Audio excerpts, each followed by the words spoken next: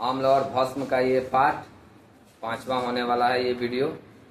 अगर part 1, part 2, part 3 और part 4 नहीं देखे हैं तो ये वीडियो आपको समझ में आने वाला नहीं है। इसीलिए पहले पार्ट 1, पार्ट 2, पार्ट 3, पार्ट 4 देखिए, फिर हम लोग यहाँ तक कैसे पढ़ के पहुँचे तो ये सारी बातें आपको समझ में आएगी। ठीक है, इसको ध्यान से समझिएगा क्या क्या है। और ये इसमें जितने भी हमने क्वेश्चन लिख रखे हैं वो सारे एग्जाम के दृष्टिकोण से बहुत महत्वपूर्ण है, तो इसको नज़रअंदाज मत कीजिएगा, ध्यान से समझिएगा। और इतना पढ़ लेते हैं तो इसमें से क्वेश्चन आएगा कहीं से भी तो बन जाएगा।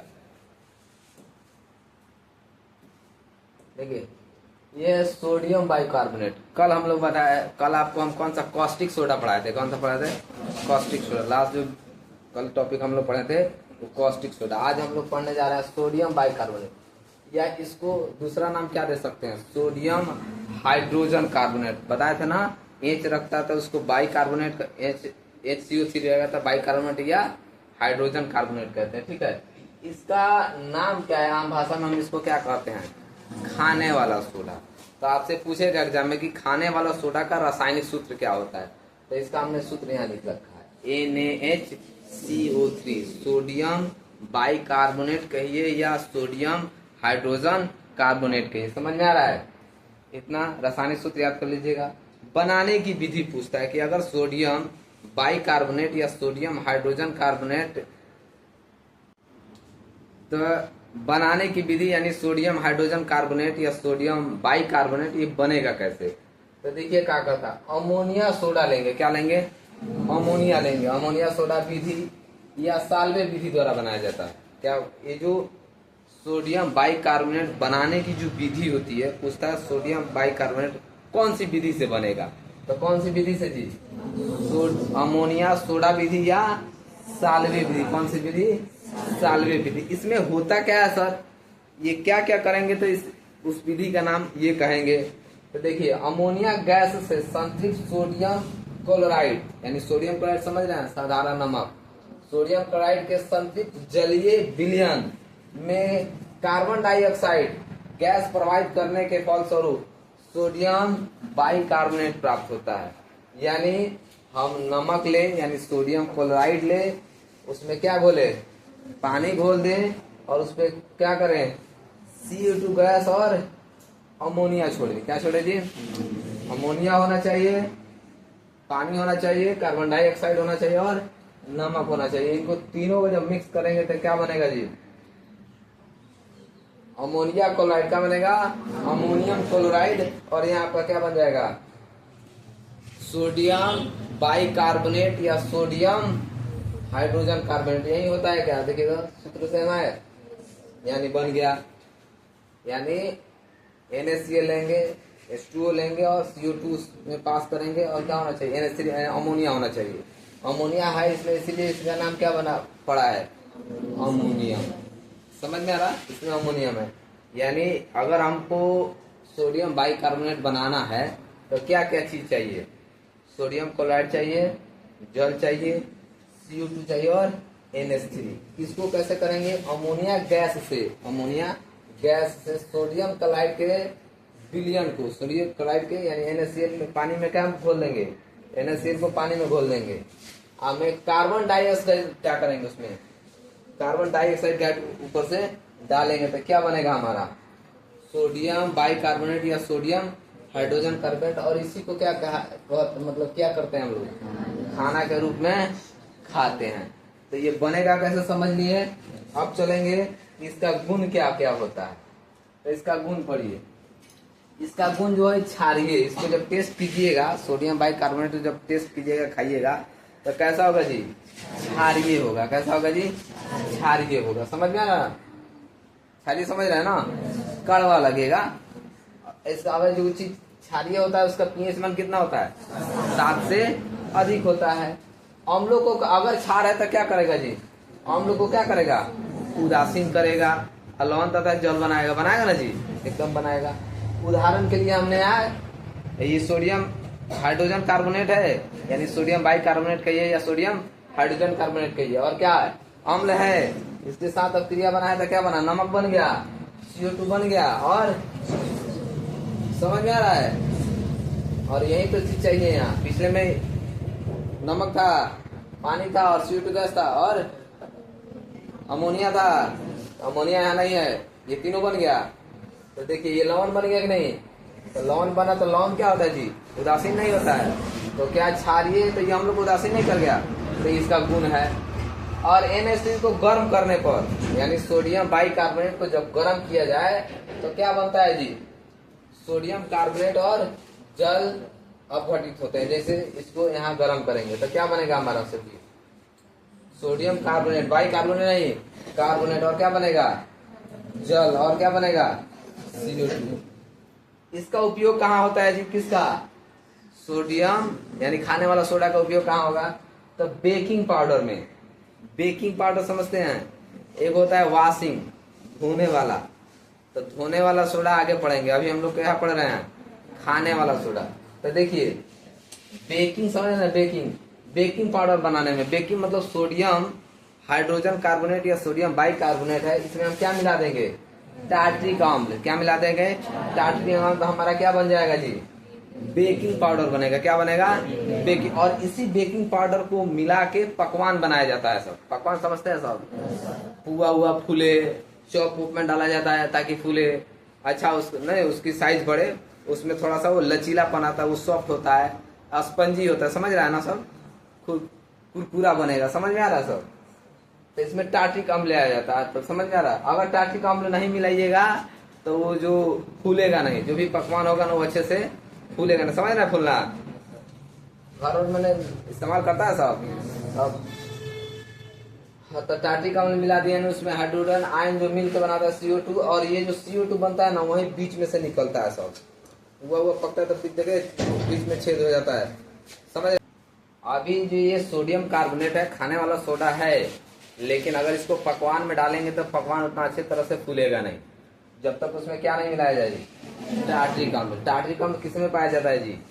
इमली में। यानी आप सोडियम हाइड्रोजन कार्बोनेट खरीद के लाइए और उसमें क्या मिला दीजिए? इमली मिला दीजिए, तो आपका क्या बन जाएगा जी? क्या बन जाएगा? Baking powder. यानी अगर कुछ तो सवाल पूछेगा कि बेकिंग पाउडर कैसे तैयार होता है, तो सोडियम हाइड्रोजन कार्बोनेट में क्या मिला देने पे? टार्ट्रिक अम्ल मिला देने पे क्या बन जाता है? Baking powder. देखिए आगे बढ़ते हैं। ये जो पेट की अम्लीयता को क्या करता है जी? कम करने में इस्तेमाल। बताया था ना, अम्ल की जब मात्रा बढ़ जाती है तो हम एंटासिड खाते हैं। जो भी दवा खाते हैं वो एंटासिड होता है, यानी जो दवा होता है वो अम्ल नेचर का होगा या क्षारीय नेचर का होगा? तो क्षारीय नेचर का होगा। समझ में आ रहा है? और एंटासिड में क्या होगा जी? एंटासिड में इसी का सोडियम हाइड्रोजन कार्बोनेट का इस्तेमाल करके क्या बनता है जी? दवा बनाई जाती है, जो क्या करता है? अम्लीयता को दूर करेगा। इसलिए कि पेट में कौन सा अम्ल है जी? अम्ल है ना पेट में, तो हम ऊपर से छाल खाएंगे तब ना उसको मारेगा। तो जो दवा बनाया जाता है एंटासिड, उसमें किसका इस्तेमाल होता है? सोडियम हाइड्रोजन कार्बोनेट का। क्योंकि ये कौन से नेचर का है? क्षारीय नेचर का। सोडियम हाइड्रोजन कार्बोनेट अभी क्या बताएं? क्षारीय नेचर का है। और हमको अब पेट में अम्ल की मात्रा बढ़ा है, तो अम्ल को मारने के लिए किसको बुलाते हैं? भस्म, यानी भस्म कहिए या उसी को क्या कहिए? क्षार कहिए। तो ठीक है ना? तो एंटासिड में, एंटासिड की जो दवाई है बनती है उसमें इसका इस्तेमाल होता है। जैसे आओ इसे समय एक और समझिए, इनो समझते हैं? कहते हैं ना 5 मिनट में आराम, 6 सेकंड में आराम। तो ये सोडियम बाइकार्बोनेट होता है, उसमें हम लोग क्या मिला देते हैं? सिट्रिक। यानी अगर आपके पास सोडियम कार्बोनेट है तो उसमें क्या सिट्रिक अम्ल किस में पाया जाता है? नींबू में। यानी नींबू गाड़ दीजिए खाने वाला सोडा में, क्या कीजिए? नींबू गाड़ दीजिए, उसको घोर के पी लीजिए, आपका क्या बन जाएगा? इनो तैयार। हाँ, नहीं तो मार्केट में जो चलता है, तो यानी इसमें सोडियम हाइड्रोजन कार्बोनेट के साथ क्या मिलाया रहता है जी? सिट्रिक अम्ल मिलाया रहता है। उसी को जल में डालते हैं तो बुलबुला निकलता है, उसी को पीते हैं, आराम हो जाता है। समझ में आ रहा है? चलिए दूसरा, सोडियम बाइकार्बोनेट का उपयोग अग्निशामक यंत्र में, यानी आग बुझाने वाली मशीनों में किया जाता है। किसका इस्तेमाल? Sodium bicarbonate. अगला, रसोई घर में खाने के सोडा का उपयोग खस्ता, व्यंजन का मतलब होता है पकवान, यानी खस्ता बनाने में किया जाता है। रसोई घर में इसका खाने वाला सोडा का रसोई घर में इस्तेमाल नहीं होता है। खस्ता बनाइए, चॉप बनाइए, और भी सारे पकवान है जिसमें इसका इस्तेमाल होता है। बस आगे चलिए। अब अभी हम लोग पढ़े जब सोडियम बाइकार्बोनेट। अब हम पढ़ेंगे सोडियम कार्बोनेट। खाली एगो हाइड्रोजन का फर्क है, एगो हाइड्रोजन से खाने वाला सोडा है, एगो हाइड्रोजन जैसे हटा आपको कौन बन जाएगा, धोने वाला सोडा बन जाएगा। एगो हाइड्रोजन हटा तो धोने वाला सोडा, और उसमें हाइड्रोजन आया तो क्या बनेगा, खाने वाला सोडा। समझ में आ रहा है ना। तो खाने वाला सोडा का सूत्र क्या होता है, तो Na2CO3। यहाँ हाइड्रोजन नहीं है, अगर हाइड्रोजन होता तो क्या हो जाता, धोने वाला सोडा। समझ में आ रहा है। तो पूछता है, आपसे पूछेगा कि खाने वाला सोडा का रासायनिक सूत्र क्या होता है और धोने वाला सोडा का रासायनिक सूत्र क्या होता है, तो याद रखिएगा। और 10H2O रहता है, ठीक है। इसका अगर नाम हम लोग पढ़े तो नाम लिखा जाता है सोडियम कार्बोनेट डेका। डेका का मतलब क्या होता है, 10। हाइड्रेट का मतलब है H2O, हाइड्रेट का मतलब होता है यानी 10H2O नहीं है, इसीलिए इसका नाम हो गया डेका हाइड्रेट। समझ में आ रहा है ना। ये है सोडियम कार्बोनेट और 10 है ना, 10। तो 10 के लिए क्या वर्ड इस्तेमाल होता है, डेका। अब पानी है तो क्या, हाइड्रेट, यानी डेका हाइड्रेट। समझ में आ रहा है। बनाने की विधि क्या होती है जी, अमोनिया सोडा। जैसे हमने धोने वाला अभी खाने वाला सोडा बनाए थे, अब क्या बनाएंगे जी, उसी विधि से धोने वाला सोडा बनेगा। जिस विधि से खाने वाला सोडा बना था उसी विधि से क्या बनेगा, धोने वाला सोडा। देखिए कैसे बनता है। अमोनिया सोडा को कहिए या उसी को क्या कहते हैं, साल्वे विधि। क्या कहते हैं, NaCl था, H2O था, CO2 था और अमोनिया गैस भेज रहे थे, हैं, ये चारों चीजें थी। तो इन चारों चीजें उपस्थित है, उस विधि का क्या नाम रहता है, अमोनिया सोडा विधि या साल्वे विधि। इनको जब आपस में रिएक्शन करते हैं तो क्या बनाते हैं, सोडियम क्लोराइड और क्या बनेगा जी, सोडियम बाइकार्बोनेट। अभी क्या बना, सोडियम बाइकार्बोनेट। ये कौन सा सोडा है जी, कहा जी, खाने वाला सोडा।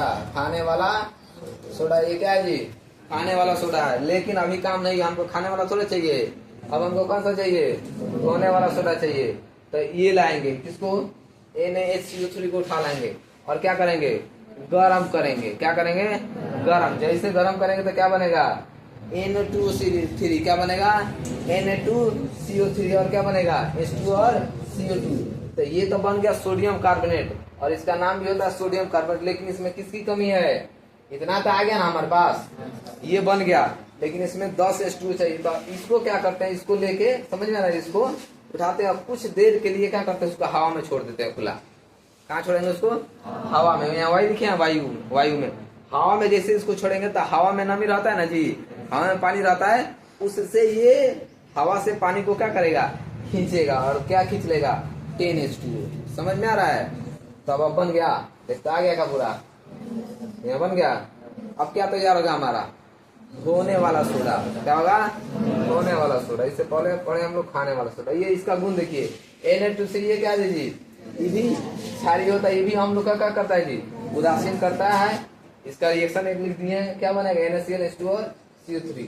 ये देखिए Na2CO3 10H2O को जब गर्म किया जाता है तो क्या बनेगा, Na2CO3 प्राप्त हो। यानी सोडियम डेका हाइड्रेट को जब गर्म करेंगे तो हमको सोडियम कार्बोनेट प्राप्त होगा। समझ में आ रहा है। ये इसका गुण पढ़ लिया। अब इसका उपयोग कहाँ होगा, ये समझिए, कपड़ा धोने में। धोने, जाहिर सी बात है, धोने वाला सोडा तो होगा, कहाँ होगा, खाने वाला सोडा का इस्तेमाल कहाँ होगा, खाना में।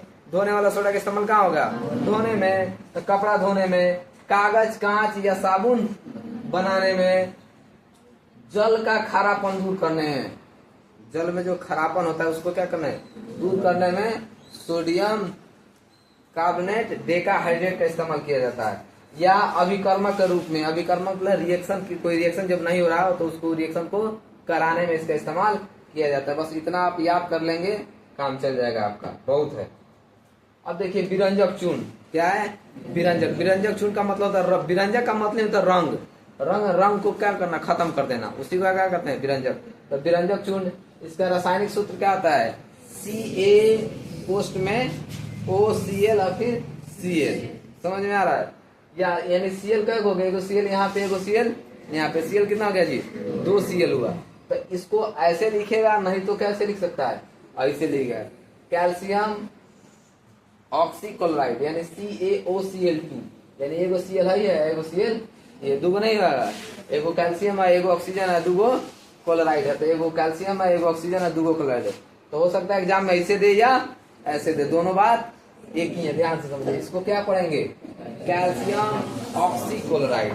तो विरंजित चूर्ण का रासायनिक नाम क्या होता है? नाम पूछे तो अलग बात है, सूत्र पूछे तो अलग बात है। क्या पूछे ध्यान से समझिएगा। बनाने की विधि, शुष्क बुझे हुए चूने पर क्या हो जाए? बुझा हुआ चूने का सूत्र लिखा थे कैल्शियम कैल्शियम हाइड्रेट लिखा थे। तो ये बुझा हुआ चूना होता है। बुझा हुआ चूने को कितना 40 डिग्री करना जी, 40 डिग्री तक तप्त कर उसे क्लोरीन गैस प्रवाहित किया जाता है। तो क्या तैयार होता है जी? विरंजक चूर्ण। यानी बुझा हुआ चूना हो उसमें हम क्या करेंगे? 40 डिग्री पे क्या प्रवाहित करेंगे? कैल्शियम भले क्लोरीन गैस पास आउट करेंगे तो क्या बनेगा? हमारा विरंजक चूर्ण तैयार होगा। और क्या बनेगा? जल बनेगा।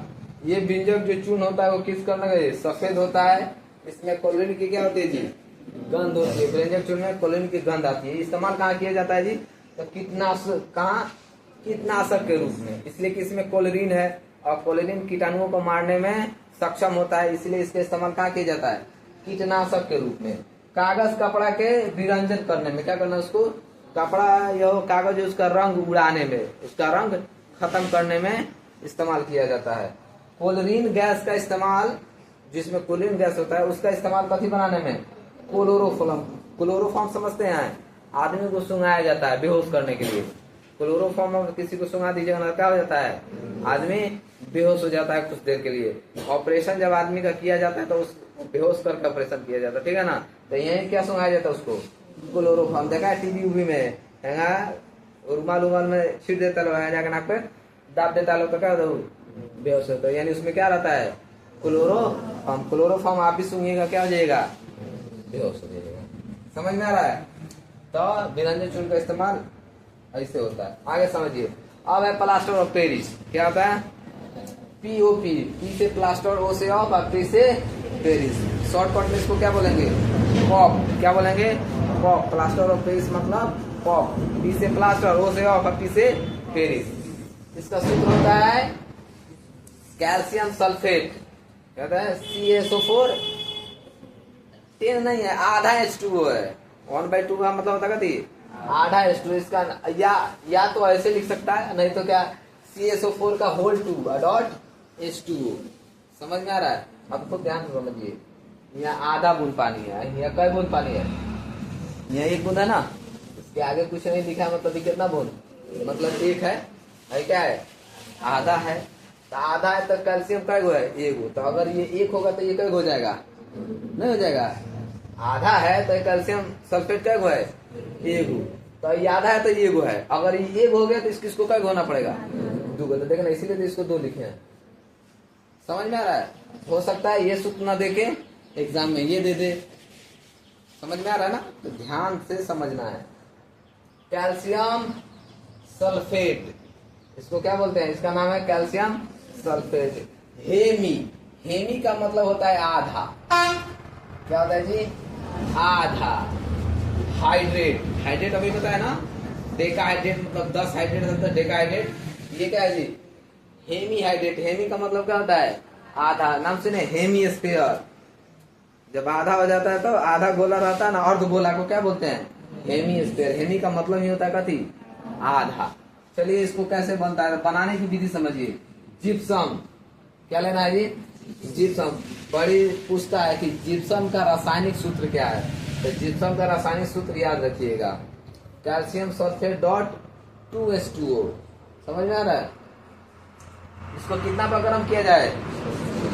इसी को अगर 40 डिग्री पर गर्म करते हैं, किसको? जिप्सम को कितना डिग्री पर गर्म करेंगे जी? 40 डिग्री पर अगर खाली गर्म करेंगे, यानी 120 से कम गर्म करेंगे तो कैल्शियम सल्फेट बन जाएगा। क्या बन जाएगा? कैल्शियम सल्फेट बन जाएगा। CaSO4 बनेगा। 120 डिग्री से कम में गर्म करेंगे ना तो बन जाएगा कैल्शियम सल्फेट। समझ में आ रहा है? तो कितना पर गर्म करना है जिप्सम को? 100 तक सावधानी पूर्वक गर्म करने के फलस्वरूप प्लास्टर ऑफ पेरिस यानी ये बनता है। सूत्र तो ये लिखे, यही चीज यहाँ लिखे। यहाँ समझा दिए तो यहाँ समझाने की जरूरत है नहीं, हो जाएगा ना। जैसे यहाँ ले लिए जिप्सम है, जिप्सम का सूत्र क्या है? कितना पर गर्म किए? 120 में, तो क्या बन गया? CaSO4 dot half H2O। समझ में आ रहा है, यानी कैल्शियम सल्फेट हेमी हाइड्रेट। इसका उपयोग कहाँ होता है जी, तो खूब ध्यान समझिए, मूर्ति बनाने में। मूर्ति समझते हैं, मूर्ति बनाने में, घर की दीवार को करने में, घर के दीवार प्लास्टर होता है, वहां इसका इस्तेमाल होता है। किसका, प्लास्टर ऑफ पेरिस। हड्डी को जोड़ने में, आपको प्लास्टर होता है, कभी हाथ तो टूट जाता है सब, तो देखते हैं पटिया बांध के पोतता है सब, वो है प्लास्टर ऑफ पेरिस। समझ में आ रहा है, किताब के आपका हाथ है मेरा है, हड्डी उड्डी टूटा तो नहीं किया सब प्लास्टर, कभी हुआ है किसी का? तो जो पोतता है लोग, क्रीम की तरह बना के आप पट्टी बांध के फिर पोत के फिर बांधता है सब, वही रहता है, वही कुछ देर के बाद सेट हो जाता है, बहुत कठोर हो जाता है। समझ में आ रहा है, वही होता है प्लास्टर ऑफ पेरिस। तो उसका हड्डी को जोड़ने में भी, शल्य का मतलब, शल्य चिकित्सा का मतलब होता है हड्डी, हड्डी विभाग। समझ में आ रहा है, शल्य का मतलब ही होता है हड्डी, शल्य का मतलब क्या होता है, हड्डी। चिकित्सा, शल्य चिकित्सा में इसका उपयोग होता है, किसका, प्लास्टर ऑफ पेरिस, यानी हड्डी को जोड़ने में, तोड़ने में नहीं, जोड़ने में इसका इस्तेमाल किया जाता है। घर की दीवार को प्लास्टर कराने में भी इसका इस्तेमाल होता है। और मूर्ति भी तो हाथ हैंग रहना चाहिए होता है, हैं? तो उन लोग वहीं में रहे, वहां भी इसका इस्तेमाल किया जाता है। समझ में आ रहा है? तो हमने इसमें जितने पढ़ा है सारे के सारे एग्जाम के दृष्टिकोण से बहुत महत्वपूर्ण है, स्किप मत कीजिएगा, ध्यान से समझिए।